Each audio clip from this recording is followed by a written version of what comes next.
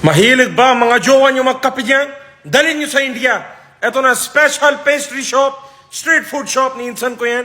Hiniwa-hiwa niya ng tinapay at yan na yung kape para sa mga jowa nyo na lagi na lang sinasabi na kape tayo baby, kape tayo love, kape tayo mahal, kape na san-san. Mother chod, one time solve na kayo yan. Isang beses na gastusan, dalhin nyo na sila sa India at ipakape nyo na sa coffee shop ni tito ko dyan sa Street of India. Okay guys, let us begin. Yan na, gawa na sila ng coffee, sobra na madami na sugar yan. Pero templado yan ni tito ko, yan na, burning beside the apoy. Yan na, timpla-timpla na sila kape yan. Okay. So kayo natanong, saan na pastry, Mr. Nobody? Saan na bread? Kasi mahilig na jowa ko sa tinapay, kasama na kape yan. Eto na guys, chel-chel yan. Yan na, pinapainit na ni tito ko yung tinapay ng mga jowa nyo. Diretso na sa burner yan. Yan na, punit na siya, supot yan. Punit niya na supot. Yan na, lagyan niya na marami na sugar yung tinapay. Tapos siya na burner doon sa apoy. Punit niya na yan. Punit niya na supot yan.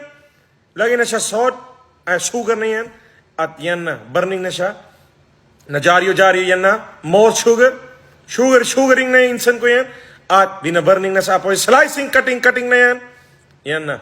Sugaring na yan. Sugaring na insan ko. At yan na, burning na agad after sugaring.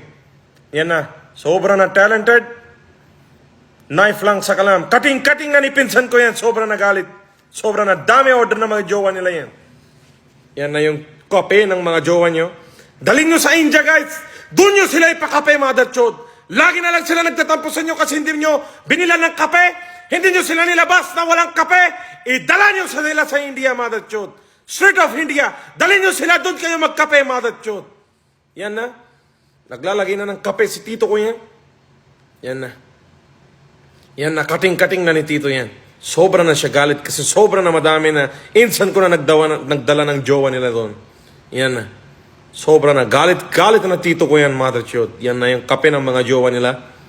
Oh, hulog na galit na si tito yan. Yan na. Aba, may nail paint pa yung tito ko na red. Abakla! Support kami sa LGBTQ guys. Support namin si tito ko yan. Ako, dami ko na kaibigan na LGBTQ guys. Sobra silang mabait. Bobo lang yung mga against sa kanila. Sobra na mabait yan. I support my tito.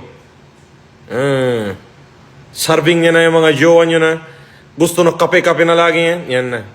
Sobra na maganda cup. Gawa sa coconut shell. Yan na. Attitude. Sabihin nyo, bakit sobra na bata tito nyo yan? Well, lagi na nasa labas yan. Chal-chal na buhay ni tito ko na yan. Yan na. Sobra na mabilis na galaw-galaw yan. Pawis na siya. Kasama na dun sa, hugas na kamay yan. Siya na burning na tinapay. Punit na supot yan. Yan na. Lagi na siya sugar. Sugaring the bread. And siya burning the bread na yan. Yan na guys. Sobra na.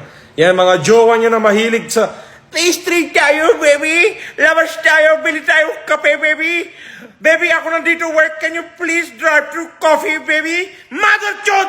Direct! One-way flight. Iwan nyo na sila sa India. Iwan nyo na sila sa India. Gusto nila ng kape araw-araw. Ako nasagot sa mga ticket nila yan, mother chod. Iwan nyo na sila sa India. Bahala na yung mga insan ko sa kanila yan. Bahala na yung pinsan ko na yan. Siya na bahala. Yan na, dami na luto-luto na tito ko yan, mother chod. Dami-dami nyo na jowa yan. Yan na, pending order na yan. Yan na yung tinapay na gusto ng mga jowa nyo. Kain nyo na yan, sausaw nyo na sa kape. Uwi na kayo, Pilipinas. Pagkatapos nyo na kape yan.